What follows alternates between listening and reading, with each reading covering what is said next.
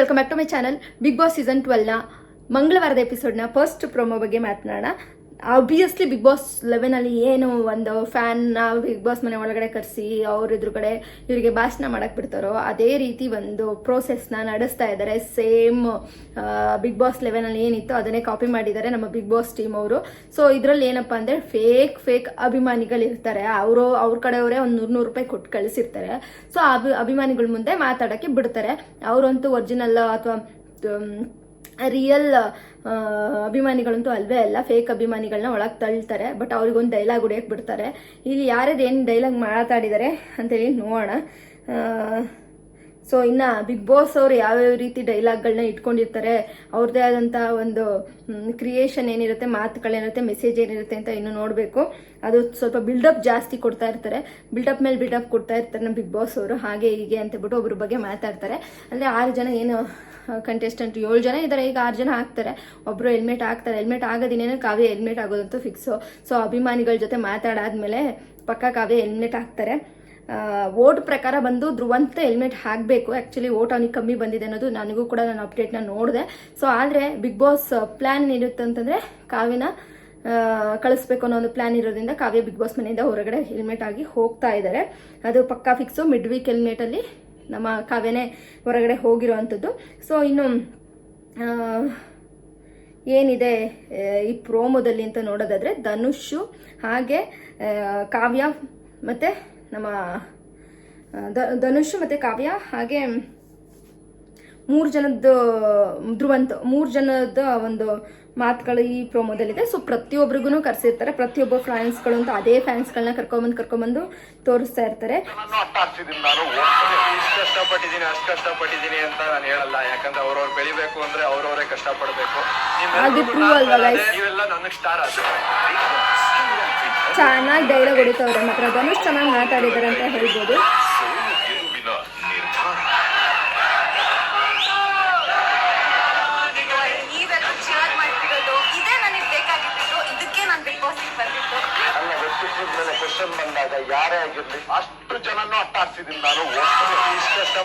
ವ್ಯಕ್ತಿತ್ವದ ಮೇಲೆ ಅವರಿಗೆ ಇದು ಬಂದಾಗ ಏನು ಅಷ್ಟು ಜನನು ಅಟ್ಟಾಡ್ಸಿದಾರಂತೆ ನಮ್ಮ ಧ್ರುವಂತ್ ಅವರು. ಇದು ಸರಿನಾ ಹೇಳಿ? ಗಂಟೆಗೊಂಥರ ನಿಮಿಷಕ್ಕೊಂಥರ ಚೇಂಜ್ ಆಗುವಂಥ ಧ್ರುವಂತು ಒಂದ್ಸಲ ಚೆನ್ನಾಗಿದ್ರೆ ಇನ್ನೊಂದ್ಸಲ ಒಂಥರ ಆಗಿರ್ತಾರೆ. ಸೊ ಇಂಥವ್ರನ್ನ ಬಿಗ್ ಬಾಸು 6th ತಂದಿದ್ದಾರೆ. ಆ ಮಾತುಗಳ ಯಾವ ರೀತಿ ಇತ್ತು ಅಂತ ಧ್ರುವಂತಂದು ನೀವೇ ನೋಡ್ಬೋದು. ಹೆಂಗೆ ಮಾತಾಡೋರು, ಬಾಯಿಗೆ ಲಗಾಮ ಇಲ್ಲ, ಆ ರೀತಿ ನಾಲ್ಗೆಗೆ ಲಗಾಮ ಇಲ್ಲದೆ ಇರ್ತಾ ಮಾತಾಡಿದವ್ರನ್ನ ಟಾಪ್ 6ಗೆ ತಂದು ನಿಲ್ಸಿದ್ದಾರೆ. ಈಗ ನಮ್ಮ ರಕ್ಷಿತನ್ನ ಆಗಲಿ ಕಾವ್ಯನಾಗಲಿ ಹೆಲ್ಮೆಟ್ ಮಾಡೋವಂಥ ಚಾನ್ಸಸ್ ಭಾಳ ಹೈಯಲ್ಲಿದೆ ಅಂತಲೇ ಹೇಳ್ಬೋದು. ರಕ್ಷಿತನ ಹಗ್ ಮಾಡ್ತಾ ಇದ್ದಾರೆ. ಆ ಒಂದು ಇನೋಸೆನ್ಸ್ ಇದೆಯಲ್ಲ, ರಕ್ಷಿತನ ಮುಗ್ಧತೆ ಇದೆಯಲ್ಲ, ಅದು ನೋಡೋಕೆ ಚಂದ. ರಿಯಲ್ ಫೇಕೋ ಅಥವಾ ರಿಯಲ್ ಏನಾರು ಆಗಲಿ, ಬಟ್ ನಮ್ಮ ಫ್ಯಾನ್ಸ್ಗಳು ಬಂದಿದ್ದಾರೆ, ಅವರಿಗೆ ತುಂಬುರದಿಂದ ಒಂದು ಧನ್ಯವಾದ ಹೇಳಬೇಕು ಅನ್ನೋ ಕಾರಣಕ್ಕೋಸ್ಕರ ಅವಳಲ್ಲಿ ಆ ಒಂದು ಇದೆಯಲ್ಲ, ಅಯ್ಯೋ ನಾನು ಬಿಗ್ ಬಾಸ್ ಮನೆಗೆ ಬಂದಿದ್ದೀನಿ ಅನ್ನೋ ಒಂದು ಏನೂ ಕೂಡ ಅಹಂಕಾರ ಇಲ್ದೇ ಎಷ್ಟು ಸಾಫ್ಟ್ ನೇಚರಿಂದ ಹೋಗಿ ಹಗ್ ಮಾಡ್ತಾ ಇದ್ದಾಳೆ. ಒಂದು ಫ್ಯಾನ್ಸ್ನ ಹಗ್ ಮಾಡ್ತಾ ಇದ್ದಾಳೆ. ಮತ್ತು ಇಲ್ಲಿ ಕಾವ್ಯ ಅವ್ರು ಹೇಳ್ತಾರೆ ಒಂದು ಕಡೆ, ನಾನು ಈ ಕಾರಣಕ್ಕೋಸ್ಕರನೇ ಬಿಗ್ ಬಾಸಿಗೆ ಬಂದಿದ್ದು, ನಿಮ್ಮೆಲ್ಲರ ಪ್ರೀತಿ ಬೇಕು, ಈ ಕ್ರೇಜ್ ಬೇಕು ಅಂತೇಳಿ. ಹೌದು ತಾನೇ, ಬಿಗ್ ಬಾಸ್ ಮನೆಗೆ ಹೋಗೋದೇ ಒಂದು ಅಭಿಮಾನಿಗಳ ಬಳಗ ಹುಟ್ಕೋತಾರೆ ಅಂತ ಹೇಳ್ಬಿಟ್ಟು ಹೋಗೋದು.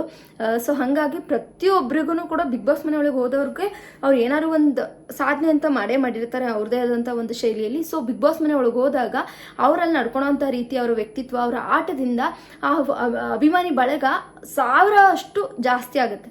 ಆಯಿತಾ, ಸಾಕಷ್ಟು ಜಾಸ್ತಿ ಆಗುತ್ತೆ. ಅದಕ್ಕೋಸ್ಕರ ಬಿಗ್ ಬಾಸ್ ಮನೆಗೆ ಹೋಗ್ತಾರೆ. ಅದೇ ನಮ್ಮ ಕಾವ್ಯ ಹೇಳ್ತಿರೋ ಅಂಥದ್ದು. ಇನ್ನು ಧನುಷ್ ಅವರು ಯಾರು ಕಷ್ಟಪಟ್ಟು ಒಂದು ಡೈಲಾಗ್ ಹೇಳ್ತಾರೆ,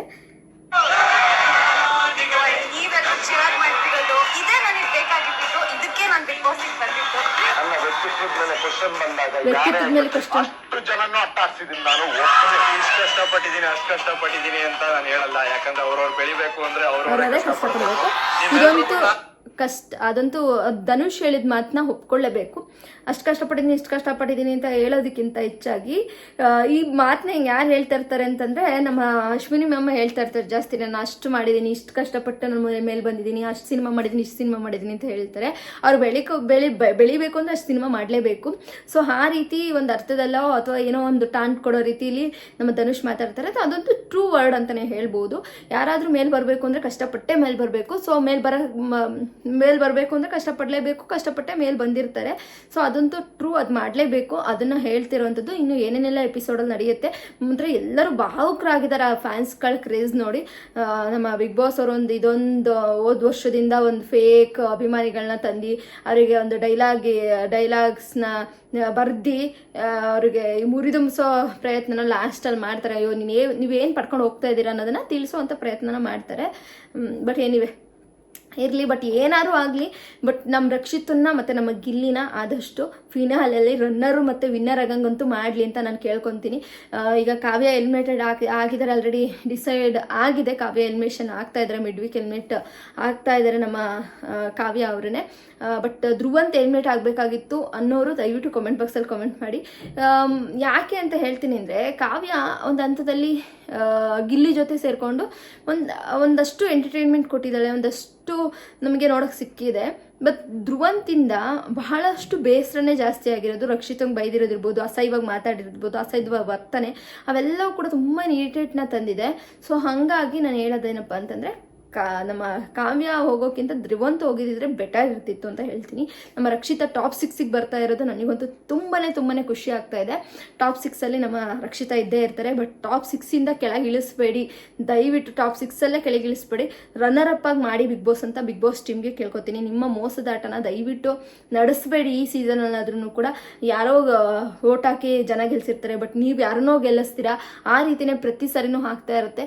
ಯಾರಿಗೆ ಅರ್ಹತೆ ಇದೆಯೋ ಆ ಬಿಗ್ ಬಾಸ್ ಅಲ್ಲಿ ಪ್ರತಿಯೊಂದನ್ನು ಯಾರು ಎಂಟರ್ಟೈನ್ಮೆಂಟ್ ಮಾಡಿರ್ತಾರೋ, ಜನಕ್ಕೆ ಯಾರು ಇಷ್ಟ ಆಗ್ತಾರೋ ಅಂಥವ್ರನ್ನ ಗೆಲ್ಸಿದ್ರೆ ನಿಮಗೆ ಜನ ಇನ್ನೂ ಇಷ್ಟಪಡ್ತಾರೆ ಬಿಗ್ ಬಾಸ್ನ. ಬಟ್ ಈ ರೀತಿ ಫೇಕ್ ಆಗಿ ನಿಮಗೇನು ಅನಿಸುತ್ತೋ, ನಿಮಗೆ ಸರಿ ಅನಿಸ್ತೋರ್ನ ಗೆಲ್ಸಿದ್ರೆ ಮಾತ್ರ ಭಾಳ ನಿಮ್ಮ ಬಿಗ್ ಬಾಸು ಕೆಟ್ಟ ಹೆಸರನ್ನ ತೊಗೊಳುತ್ತೆ ಅಂತ ನಾನು ಹೇಳ್ತೀನಿ.